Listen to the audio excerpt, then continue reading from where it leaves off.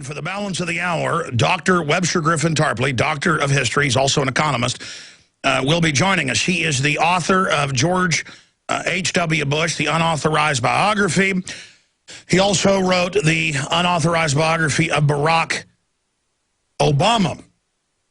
And he is a 9/11 Truth Scholar and activist, a A.B. Princeton 1966 summa cum laude, Bi Beta Kappa Fulbright Scholar, University of Turin, Italy, MA in Humanities from Skidmore College, and PhD in History from the Catholic University of America. He is fluent in Italian, German, French, Latin, and Russian, which is always interesting when you're at events with him because he's conversing in different languages. People, Tarpley is a true character, and I like him. In fact, he's one of our favorite people here around the office.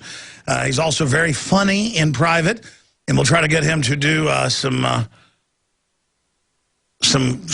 fun things at the end. I said, will you do the Ron Paul imitation later? And he said, if you behave yourself.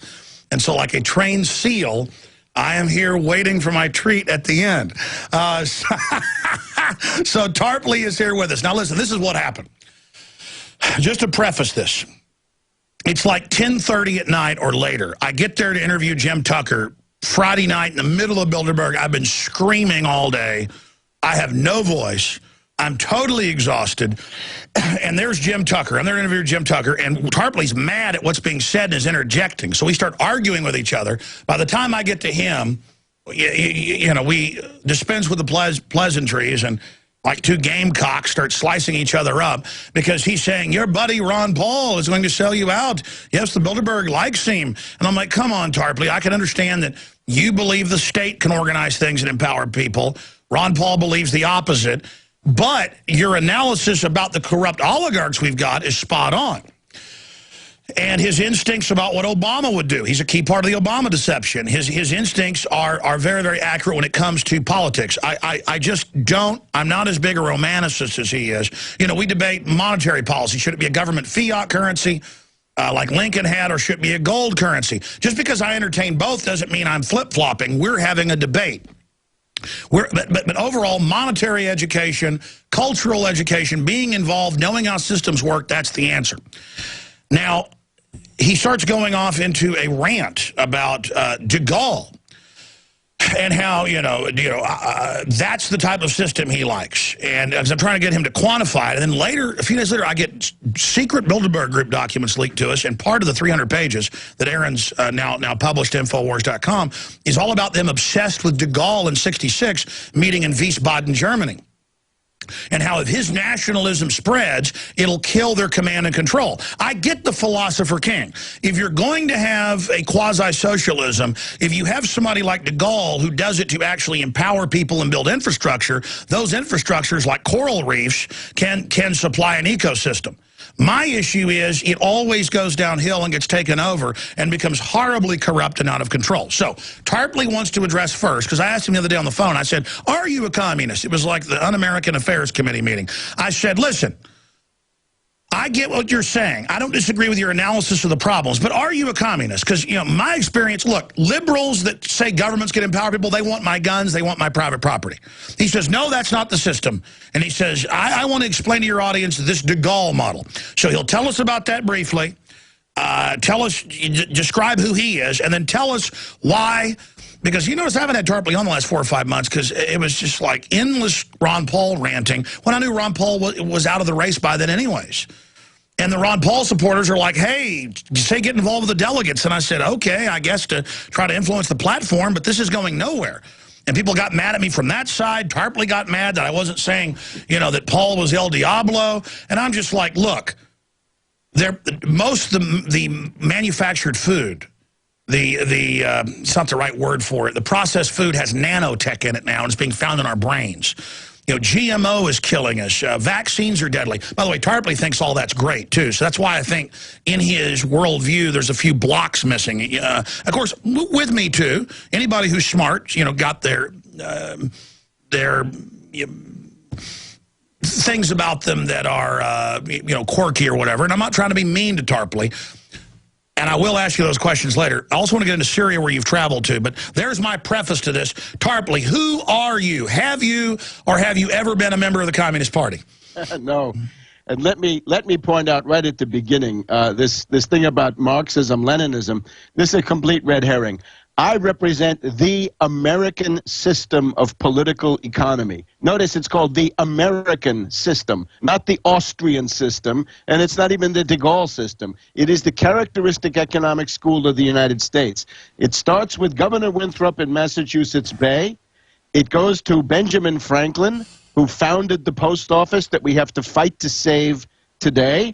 It continues with Alexander Hamilton, who created the federal government and allowed this country to live when it was on a British death watch in the beginning of the 19th century. Goes on to Henry Clay. Henry Clay coined the term the American system, and this was a protective tariff, a national bank, and infrastructure paid for by the federal government, even if it's only in one state. Yes. Now, I agree with that. Because hang on, there's more.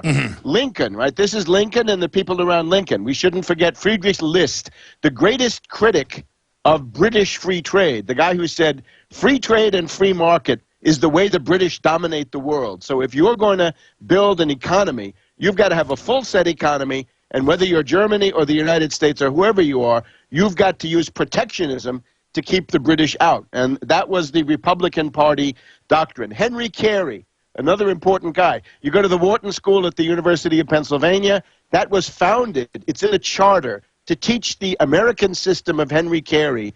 And instead you go there and these lobotomized professors today don't even know who he was. Then it goes underground, and this is the part where we can see for ourselves.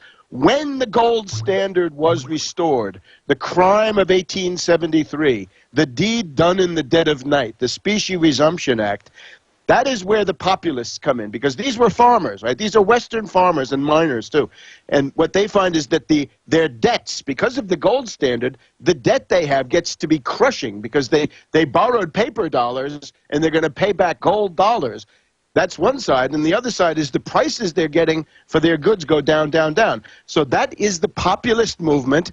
I urge people, take a look at the populist platform of Omaha in 1890. Those are the roots of the New Deal. Many of the concepts, such as parity price for farmers, come from the populists and are then taken up in the New Deal. And then by the time we get to this century, it's quite obvious. It's Franklin D. Roosevelt, the New Deal. The first time in human history that the middle class has become the numerical majority of the entire society. And this is the society, the New Deal state, the New Deal society, that fought off communism, fascism, and Nazism, put a person on the moon, and unlocked the secrets of the atom. It is the most effective form of human organization yet devised. Kennedy tried to revive it with the New Frontier. He was assassinated by Wall Street finance oligarchs working through the CIA operations director.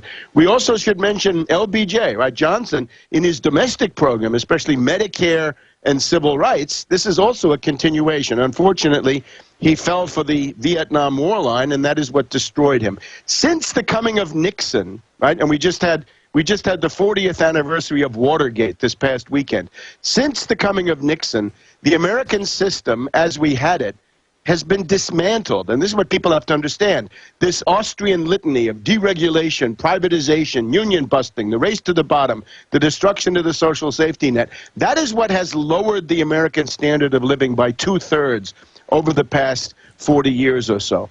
So this is what I stand for. It is the American system. It's not foreign. Austrianism, by contrast, right, this libertarian Austrian doctrine of von Mises and von Hayek, you'd have to say, what is that? Where does that come from? Well, it doesn't really even come from Austria. I guess that would be bad enough. But it comes from the London School of Economics. That is where von Mises and von Hayek got their leap into international prominence. And above all, what people need to know is that Austrianism and libertarianism, that is a synthetic doctrine designed to brainwash people, to get them to the point where they cannot see their own interests and they're eager to cut their own throats. All right, let's stop right there because I'm going to, hold on, Webster, I have to announce to the network, we're going to skip this break coming up here in about a minute and a half so you can finish. You can get into your indictment. I want to get your perspective on this, but I want to go back. Why do I see out of the New Deal types wanting to restrict my Second Amendment, wanting to raise taxes on the middle class, and that money always getting siphoned off to the crony capitalist monopoly men. Why do I see the big tax-free foundations, Ford, Carnegie, lobbying? I understand for both sides. They are trying to control the libertarian movement so that they can grow a big government and then absolve themselves from taxes and take control of the wreckage. But I think it's more sophisticated than just saying, oh my gosh, we need to go with this New Deal system. All I see the inheritance of the New Deal doing is coming after my Second Amendment and my family and trying to make me dependent. I think that's too much of a low-level view, and I don't see how you can blame the New Deal for things that have happened since about No, but I'm saying what came out of it. I mean, well, you know, the Great Society, all of this. Yeah, what came out of it was, first of all, that the United States did not succumb to Nazism and fascism. Remember that Roosevelt was the leading anti-fascist of the world. He was the only person who consistently opposed fascism and Okay, Nazism. well, I want you to get into that, but let's go back to your point about the libertarians being synthetic. Yeah, look, we look at Peter Thiel, right? Peter Thiel of the Bilderberg Steering Committee gives $2.7 million to the Ron Paul campaign. What does this mean? It means precisely that libertarianism and Austrianism is a synthetic ideology designed to get people to cut their own throats. We can also go back. David Rockefeller, this was the funny thing about that scene at the Bilderberg. David Rockefeller was of course not there. I guess he's too sick. But the patron historically of the Bilderberger group is David Rockefeller. Some good news that he's getting ready to die. He pays a lot of the bills. Yeah, but now you're going to get Thiel, and Thiel is actually worse.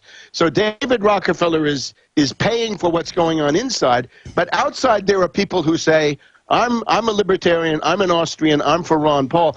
That doctrine is also subsidized, paid for by David Rockefeller. He paid von Hayek.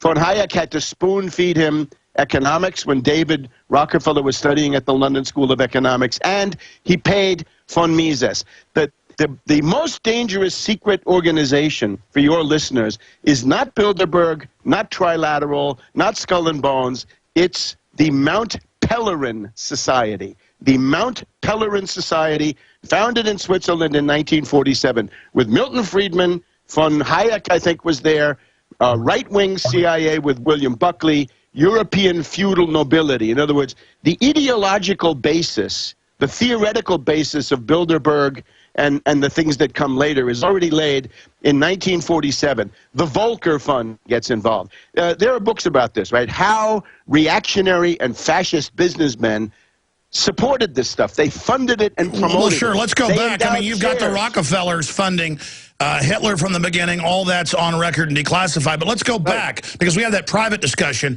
because you concede it's on record. The very same robber barons funded Marx, Engels, the whole deal. Explain how Marxism is synthetic as well, and what's the synthesis between the libertarianism they want to control, and you could argue began, and the communism. What is, because that's what the Carnegie documents show, is they do say there's a synthesis. What is it? Well, we want to break out of it, but let's go back. I think I'm the foremost critic of Marx, right? My thesis is that Marx was a British agent, and you can see this in stuff that I published in 1994, 1995. Marx operated out of Great Britain, right? Everybody knows that he studied at the reading room of the British Museum, right? Today, the British Library. His patron was a guy called David Urquhart.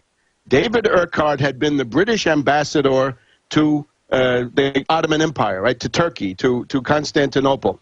And this guy, Urquhart, had a newspaper, and Marx earned his money, not so much from the New York Herald Tribune, but from this newspaper of David Urquhart. Urquhart is the guy who told Marx the plan for Das Kapital, right, Capital, the main work of Marx. Urquhart was interested in dialectics. Urquhart had classes for working people. And the funny thing about it is that Urquhart was a tremendous hater of Russia. And people may not remember this, but even in the 50s and 60s, it was an embarrassment to the Soviets to have Marx as their guru. But at the same time, when you look at what Marx actually writes, it's always attacking Russia. Well, exactly, and they sent that biological political weapon in 1917. It's not your thesis. Anthony Sutton got the documents. There were congressional hearings on it. McCarthy discovered it and then was destroyed. That the entire time, the Department of War, everything sent hundreds of millions of dollars. You know, the one train of gold with 50 million, with Lenin on board, in to overthrow the czars. Because they knew there was already a revolution going on in Russia. I mean, communism was sent from England and the United States by the robber barons. Yes, although, let me just say, Marx was acting as a typical British agent in the 19th century when the main enemies of Great Britain were Russia and the United States. And indeed, during the American Civil War, there's a convergence between Lincoln and the Tsar as the good guys, in my view, when the Russian fleet arrived in New York, the Russian fleet arrived in San Francisco, and the British knew in 1863, if you attack the United States, you get a world war with the United States, Russia, probably Prussia, against Britain, France, and Spain. And by the way, people forget this, and then they say, Alex, you're from the South. What do you mean? You say the North's good. No. On record, they sent British intelligence in to foment the South, who had real grievances, to try to break the country up. I mean, this is what they do. Right. Freemasonic agitators, very relevant point. But now, when we look at Lenin, Lenin is someone who was sent in by the British and by the U.S. to create chaos. The trick was now Lenin turns into the Frankenstein principle. In other words, they say, let's promote the breakup of the Tsarist Empire and feast on the remains. And then Lenin, being this fanatic that he was able to pull a coup and carry out to create this dictatorship, which then turned into something different. But no matter how much it evolved under Stalin, it was always crippled by Marxist doctrine. And the crippling was that they didn't have small and medium industry. They didn't have individual initiative, right? They didn't have entrepreneurship. And then the CIA in 49 now declassified. I'd always read this and seen this. They now admit, in the last 5 years, put Mao Zedong into power, who destroyed all small and medium, collectivized and killed 60+ mil. Well, that, of course, is the British policy, right? The British had always hated Chiang Kai-shek and the Chinese nationalists. But what was going on there, this was actually done by General Marshall. And it gets back to my thesis about Pearl Harbor. You have this group of Stimson, Bundy, Lovett, and McCloy. These are the top leaders of the U.S. banking establishment that enter the Roosevelt administration as part of a national unity government to wage World War II. They sabotage Roosevelt. They make Pearl Harbor a reality. And then they send General Marshall, who's a willing tool, to China. And what does he do? He cuts off all military aid to Chiang Kai-shek for a year and a half so that Mao will win. Yes, indeed. Mao was put there because Mao was programmed with British ideology, Bentham and Darwin and things like this. And he kept China in a state of backwardness. Once Mao was dumped in the 70s, you get the immediate economic development of China. The economic development of China is also a monument to the American system. And again, no, exactly. But expanding on that, just backing up what you're saying, that's why leading up to this, the British had gone in using opium on record hundreds of years previous to take over China. I mean, this really is a global system of sabotage. But it's not a thesis. This is all on record, Tarpley. So sure, and just on the opium, what you just mentioned, the opium was run by the British East India Company. And they had a school of economists associated with them. David Ricardo, the founder of so-called British classical economics, was the boss of the British East India Company. In other words, he was the biggest dope pusher in the world. James Mill, John Stuart Mill, and other British economists of the time, generally funded by the British East India Company. Malthus is, of course, the ancestor of Keynes. British East India Company cadre school. And let's expand. British East India Company, 1832, after they've been kicked out of the U.S. And the nationalists had defeated them, they sent a giant scout ship or mothership that was Skull and Bones funded off of opium money on record. Right, and these are the families that go into the Boston and New York banking establishment. But here, Ricardo originated the quantity theory of money. The modern representatives of the quantity theory of money are von Hayek, von Mises, and libertarianism. And this obsession, I heard yesterday you were having to fight off people wanting to talk about narcotics, right, and how great narcotics were. This is, you can see this as a kind of original sin of this school of economics, right, the Austrians and the libertarians, which is that they, just like George Soros, are obsessed with making narcotics available everywhere, as if the American people weren't. And what do they say? Enough. What do they say? What do they say? Me gold? Yeah, me gold. Me gold. That's the leprechaun. And the leprechaun, especially the leprechaun, I think Leprechaun 5, Lep in the Hood, out to do no good. That's Ron Paul. Narcotics and gold. Take a look. It's an interesting parody. Yeah, but give it with the full power, Tarpley. All right, you let me talk a little bit. Now, let me just make my action point. We now have a situation where lots of people in this country were betrayed last week by the two-party system, the Republicans and the Democrats. How did they both betray you? One side is Wisconsin, the other side is Ron Paul. Stay there. Break it down the other side. We got to go to break here. Syndicated radio, Tarpley. We always break at 30 after. It's not a conspiracy. I even skipped the last break. But I want to let you finish up with what you have to say about Ron Paul, what we argued about the other night before all this unfolded. Straight ahead, Webster Tarpley is our guest. Sick of the globalist eugenicist control freaks adding poison to your water and laughing as you get sick and die? Start purifying your water with ProPure. My friends, I've done a lot of research, and the best gravity filter out there, bar none, is ProPure, and it's available discounted at Infowars.com. Its filters are silver impregnated to prevent bacterial growth. There's no priming required. It's NSF 42 certified. Optional fluoride filters can reduce fluoride up to 95%. Easy to set up and use. Doesn't require electricity. Purify water from lakes, streams, ponds, and wells. This filter system leaves in beneficial minerals, which is key. Save money by not buying bottled water and avoid BPA that leaches from the plastic. ProPure is the best gravity-fed filter out there. It's what my family uses. Infowars.com already has the lowest price on ProPure. But if you add the promo code WATER at checkout, you get an additional 10% off at Infowars.com. You can also call to order 888-253-3139. Well, that was some fascinating history that Webster Tarpley was just giving you, and I've researched it all myself, and everything he's saying is exactly as it transpired from every perspective. He's just able to encyclopedically go into all the names, all the history.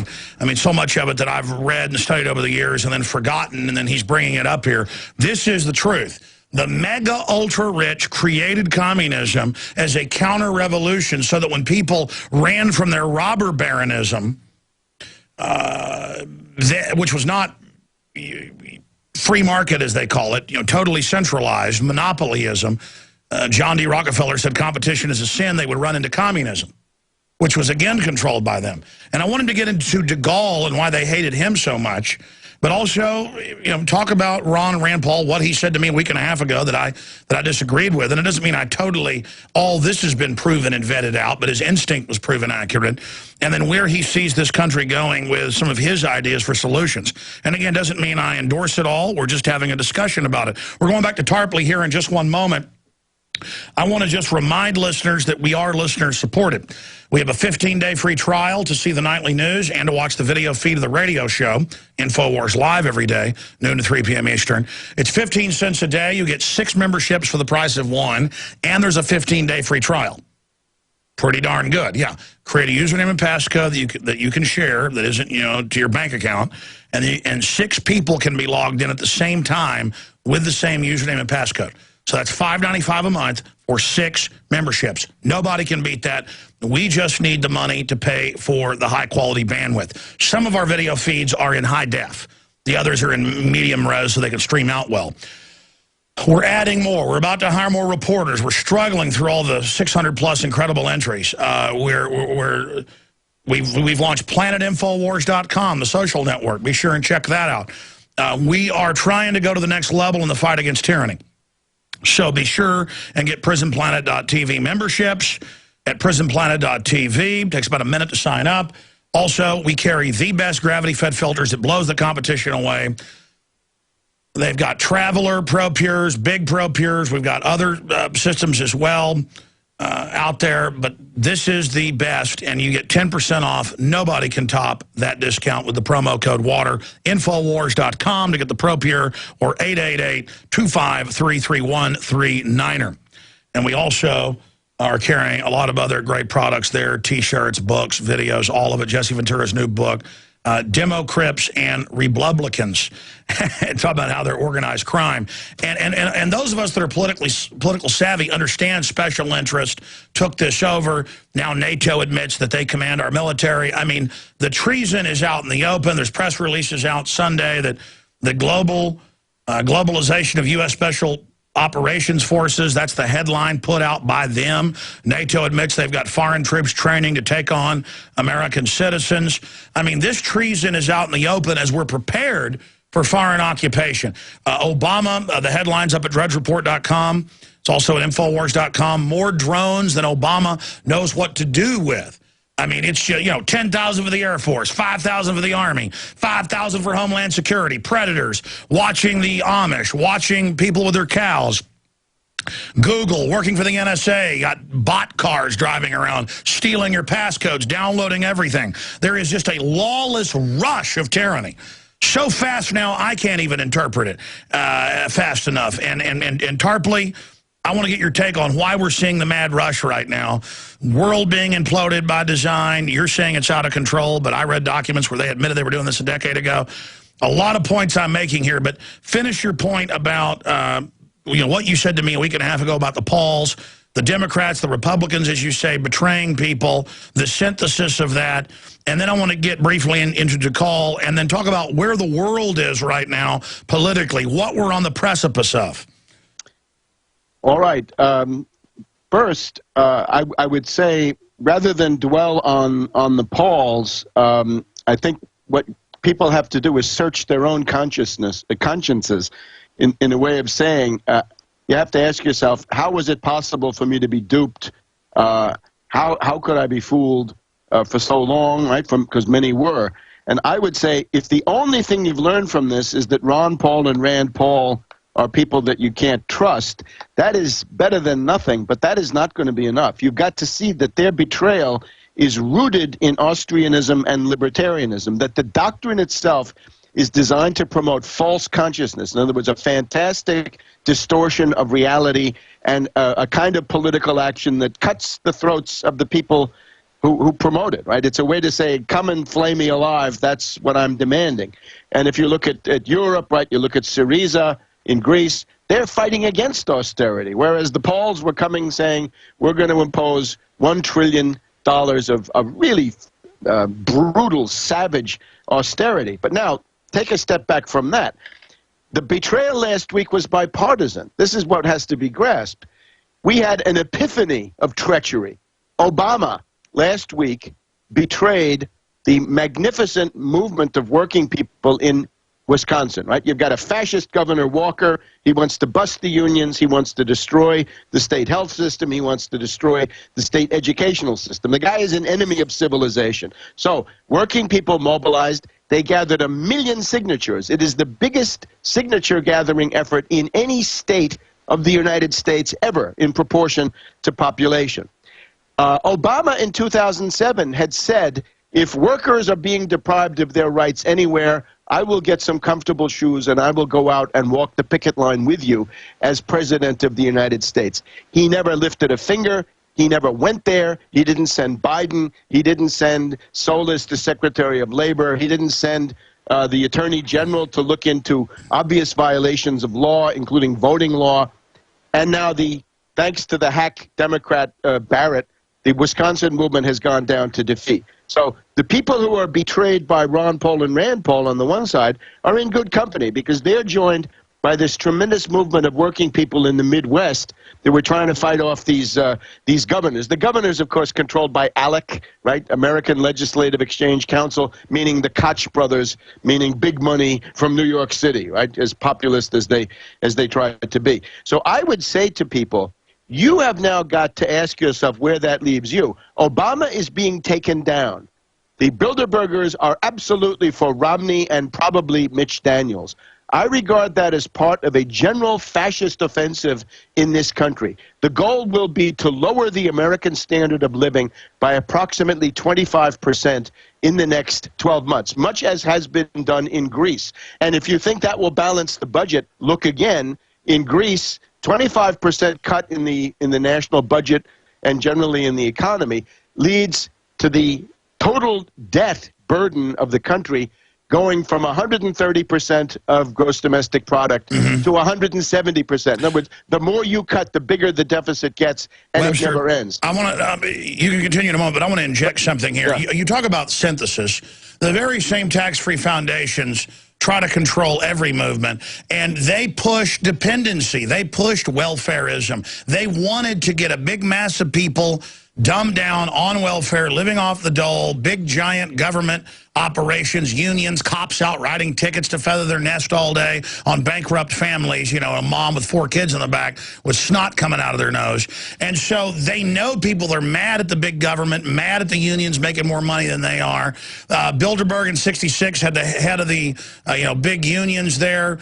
The big auto workers unions selling them out. My point is the unions have been taken over forever. Were they good 100 years ago saying no to fascism and the Rockefellers with Pinkerton security out shooting people, taking people's private property, the railroads just taking whatever they want? I understand they rebranded themselves as free marketeers, but that's as the answer to their command and control socialist model. They, as Carol Quigley says in Tragedy and Hope, they create both movements and then try to integrate them. I mean, certainly they didn't want Ron Paul talking about the Federal Reserve and the New World Order and the UN and all this in the past. I mean, I don't agree with you that, Paul and Rand are like operatives. I mean, I've met them. I know them. They believe in what they're saying. So, again, I reject the big government, and I understand the system, after they've already bankrupted things, wants to use libertarianism as a cover for austerity, which means raise my taxes, pay more of my money to banker bailouts, while pointing their finger all day at little old ladies having their welfare checks cut off. I understand that if you're going to give, now it's $34 trillion the last 5 years to mega banks, just in the U.S. alone, that they give to nobody, and the Republicans never complain about that, and then they want to cut off an old lady, Social Security, who's going to starve to death. I get it, okay? I understand there's unlimited money and resources and ingenuity, robotics, all of it. I know the globalists admit they want a post-industrial world. They're fighting to keep the economy stalled. They want to stall the economy with carbon taxes in California so they can consolidate. I understand the basics of economics. I understand we're in a rigged game. But, I mean, how do we navigate out of this? Well, what we've just had is an object lesson. The Republican Party and the Democratic Party are both hopelessly rotten and must be jettisoned. Turn away from them. Do not ever in your life, ever again, go for an establishment politician, a 10 or 12-term congressman from the Republican Party or a young state senator.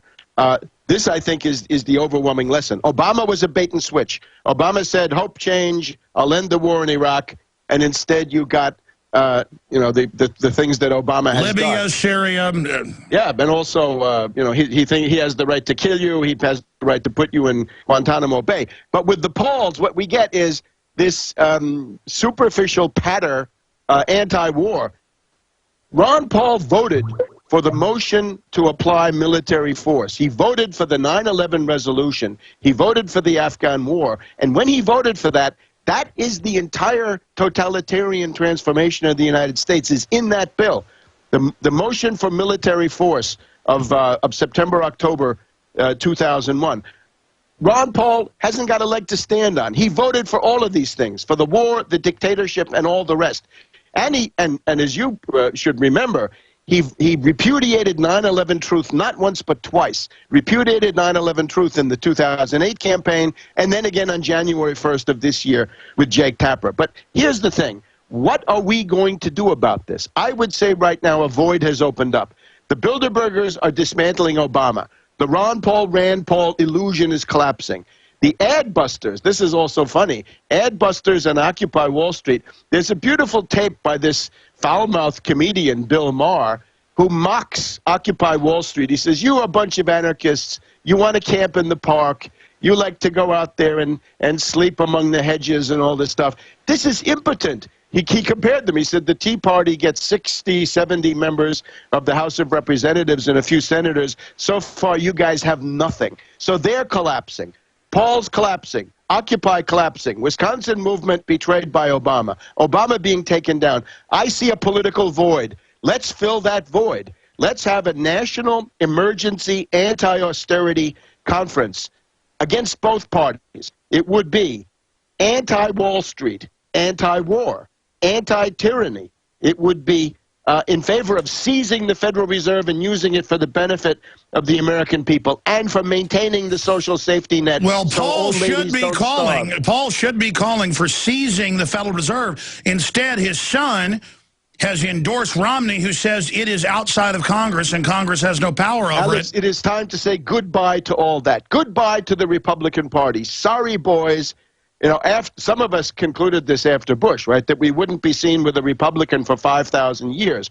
Obama, the case is open and shut. Both of these parties, it's like Greece, right? You have the New Democracy and the PASOK, and they both support IMF austerity. The Republicans come at you with a chainsaw. Obama comes at you with the death of 1,000 cuts and slow poisoning. Dump them both. Dump them both practically and theoretically. In other words, look into your own mind and see all of the assumptions that Ron Paul was going to save you. He is not going to save you. Ron Paul is looking out for Ron and, above all, for little Rand. So we need an organizing alternative. If you don't have some organization, you are lost. These unions, you are right, in a depression, and with the ruling class mobilized in a fascist offensive, as we're going to see now this year, the unions cannot by themselves resist. They're going to be swept away, as they were in Wisconsin. We need some kind of Well, they're not swept away. umbrella. They've been under control since the 50s, 100% by the globalists.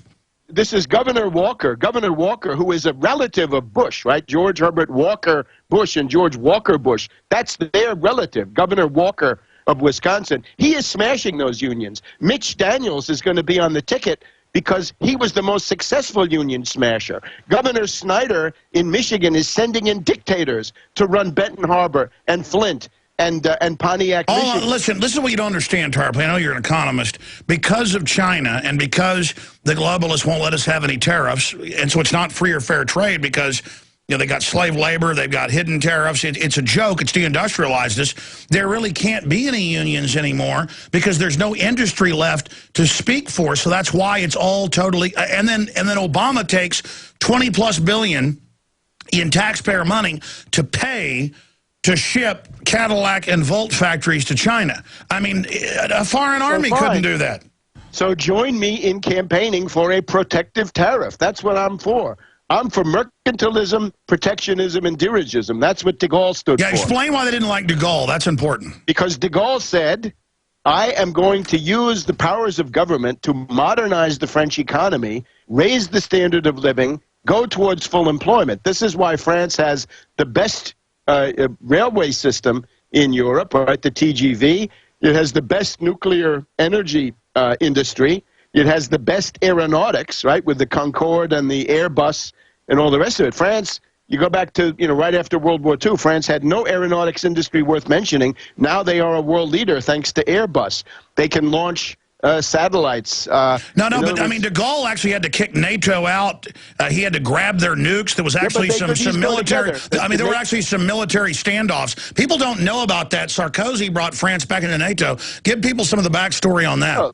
There were 35 attempts by NATO intelligence to murder de Gaulle, to assassinate him, and it was using Vichy fascists, people left over from the Nazi occupation government.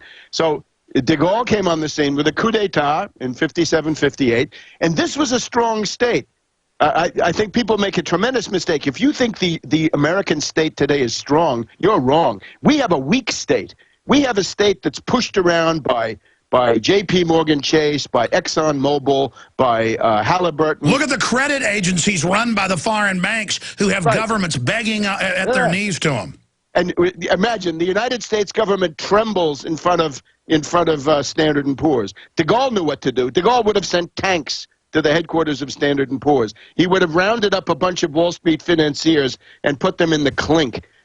He did, in fact. There was one point where Monaco, right, the Duchy of Monaco, was trying to become a tax haven so French millionaire, billionaire fat cats could go there and not pay taxes. De Gaulle encircled Monaco with troops and tanks. And that was the end of the neo-feudalist experiment. That's what we're fighting for. The enemy is neo-feudalism. Peter Thiel is a great example of neo-feudalism. Let's build islands where we can have slavery, prostitution, narcotics. Well, no, but what they do is they bring big government tyranny here, then they build little fiefdoms where they're safe from what they did. Everything we said came true. Everything we've done's been right. All right, Webster Tarpley is our guest. We covered a lot of news so far and took a lot of calls. We're going to go a little bit into overdrive into the next hour with Webster.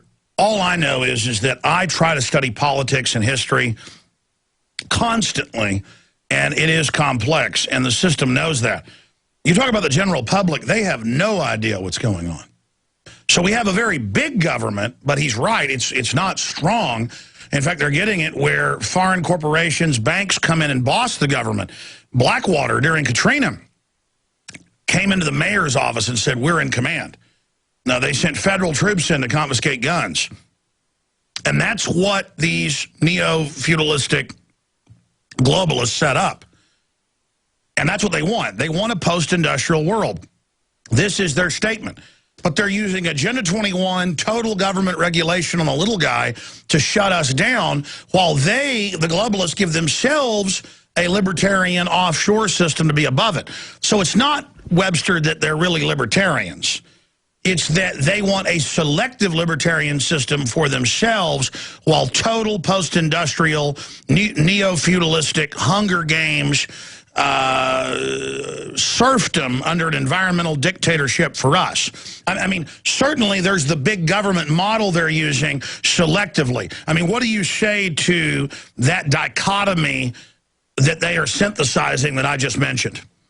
Well, it reminds me of what people used to say about the Soviets, right? Saying, well, you know, this is not real Marxism, right? The real existing communism in these places is somehow not the pure doctrine. It never was. It never will be. These neo-feudalists are actually acting out. They're implementing the essence of libertarianism, which is precisely that you go into living hell and they go into some paradise, right? Whether it's in Aspen or offshore or in Switzerland, whatever it is. In other words, it is the war of the 1% against the 99%, but it's that war being conducted with the 99% drugged, stupefied, incapable of understanding their own interests. I would say we have to be, first of all, students of what's going on in the world, right? Look at Greece. The Syriza bloc with Alexis Tsipras, they are going to be fighting this coming Sunday, June 17th. They have already passed the equivalent of the Republican and the Democratic Party. The two major parties in Greece are collapsing thanks to this Syriza bloc. Let's learn from them. What's their program, right? No austerity, no attacks on unions, social justice, put the bankers in jail, and a debt moratorium, right? If you have too much debt in a country like this, then you're going to have to postpone the payments, right? Freeze it for a while. They've gone from 4% to 30%, and they may become the next government. That's the most inspiring thing I can see. We need to learn from those examples. Look at what succeeds, what fails. Paulism has failed. Syriza is succeeding. The Wisconsin method has also failed. Don't let the Democratic Party come in and take your mass struggle and turn it into a political campaign with consultants and TV ads for one of their hacks. That's why I say National Emergency Anti-Austerity Conference sometime in August. When the Supreme Court comes down with their opinion on Obamacare, this will be from the rats cabal, Roberts, Alito, Thomas, Scalia. And they were probably going to say, Obamacare is unconstitutional, and by the way, the American people have no economic rights. We're stripping you of Social Security, Medicare, Medicaid, and everything else. We're going to leave you nothing but your eyes to cry with. We are going to flay you alive. Who can fight back against that? The unions, as you're correctly saying, can't, because they are slaves to Obama. The Pauls will be joining in. They'll be cheerleading. They'll say, yeah, flay them alive, flay them alive. This is our predicament. We've got to have some form of national self-defense, to assert the interests of the vast majority of the population. And 75% of Americans want their Medicare, their Social Security, and their Medicaid. They don't want to be flayed But that's alive. the trap. They get you addicted to the government. Then, like a crack dealer, they start taking it away. I think that's well, hold on. Oh, got breaks are there. We have to do those. Thank you. For more than 6 years, I've talked on the air about creating a social network. PlanetInfoWars.com is in its beta phase. We're just launching it. And I want to invite all of you out there to be in on the ground level. Planet InfoWars is about people coming together, forming activist organizations, getting involved politically, hunting and fishing, gardening, dating. This is a place for people who love freedom to meet and to talk and to write and to post information. And I give you this pledge. We are not going to spy on you and sell your data to the New World Order. PlanetInfoWars.com is free, so people who love freedom can get together, connect with people who are awake and know what we're facing. Be active, organize, take action, go viral, create, contribute, resist, because resistance is victory. You are victory. It's waiting for you to breathe power into it. PlanetInfoWars.com. Coming up, we're going to have a ton of news, breakdown of information on what's happening in our world as all these bureaucracies and private corporate interests come in and basically take over government and weaponize government against the people. Webster, I get that you can have government that directs development. The problem is this is a global eugenics corporate government that exempts itself from its own rules. They're weaponizing government at every level against us to spy and surveil and electroshock us to death. And it's all going to hell in a handbasket. And they're launching all these new proxy wars using al-Qaeda to attack Syria and take over Libya. And then I'm not patriotic if I don't support al-Qaeda. You've been to Syria. We're out of time. I'll have you back soon. But briefly, give us your take on the admissions that they're using al-Qaeda against Syria right now. Well, nothing new, right? Al-Qaeda is the CIA Arab Legion, and they're the ground troops. But just to return to your last point, the answer is not to take people's food stamps away. You want a recovery? Here it is in a nutshell. Seize the Federal Reserve. You can do it with a phone call. A real president could call up and say, Bernanke, here's what you're going to do. You're going to issue $1 trillion of credit stimulus, 0%, 100 years. And you are going to give the states, you're going to buy bonds from the states. And the bankers get that. We the people don't, though. And they're going to give it to private contractors. We're going to rebuild the interstates, the railways, the energy systems, the canals, the waterways, schools, hospitals, public buildings. We're going to have a space program again. That can all be financed through federal lending, not federal spending, federal lending. The Fed can manufacture money out of the air. Right now they do it at 0% for zombie bankers and hedge fund hyenas only. We say stop that. We want 0% for productive activities. And that goes down to the restaurant, the dry cleaner, the auto repair shop. Those are productive. They shouldn't have to pay sky-high interest rates. They should be close to zero. And then you get a recovery. So having a recovery is easy. Seize the Fed. Don't destroy it. We want that credit-creating power. Job creation, national infrastructure. We could show the world how you defeat a depression in a single day. We could do it. So there's no reason to be pessimistic. There's every reason to be optimistic. No, listen, the American system is optimistic. Sure, I mean, I agree with what you're saying. The issue is that's not the direction we're going in. We need a mass movement. We need to change the direction. In Greece, Greece was being destroyed. People were committing suicide. Syriza came forward and said, we're here to fight. Let's fight. Let's not be so damn worried about what the enemy is doing. Let's worry about what we're going to do. And we need independent organization. We've seen the tragedy. If you go into an organization that's controlled by finance capital through the polls or through this guy Barrett in Wisconsin or whatever it is, you lose. Independent organization, not controlled by Wall Street or the Koch brothers or Soros or any of their stooges. Well, we're living in incredible times because the corporate welfare people are imploding things by design. They're taking over Europe. They're militarizing against us. And undoubtedly, they have a plan to take over. We have to develop a plan. So we need a plan and an organization to back it up. And that's what it is. Without organization, you're nowhere. You can't have enough guns. I'm sorry. You can't have enough survival stocks. It's pathetic. You've got to have organization. That's where power resides.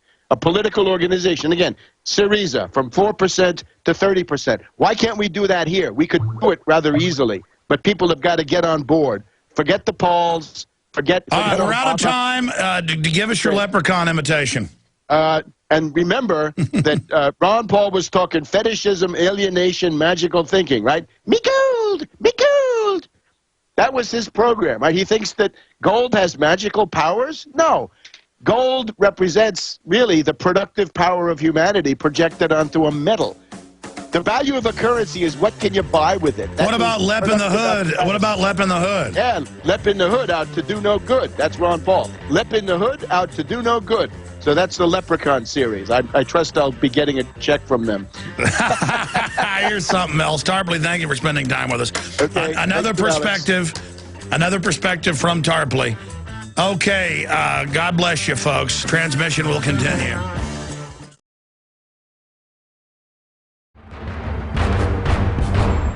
Ask yourselves, what are you doing in this time of great challenge? What are you doing to unlock minds?